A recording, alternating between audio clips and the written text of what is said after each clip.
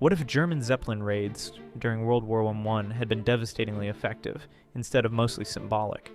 In early 1915, the first airships appeared over London like silent death from above. Citizens had no warning, no defense against these floating fortresses dropping bombs in complete darkness. The terror was immediate and absolute, but imagine if Germany had deployed hundreds of Zeppelins instead of just dozens. British war production would have collapsed under constant bombardment. Entire cities evacuated as civilians fled to the countryside in panic.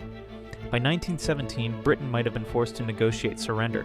Without British resistance, America would never have entered the war. Germany would have won by Christmas 1917. Europe's map would look completely different today. More importantly, military strategy would have focused entirely on airship technology for decades. Fighter planes might never have been developed.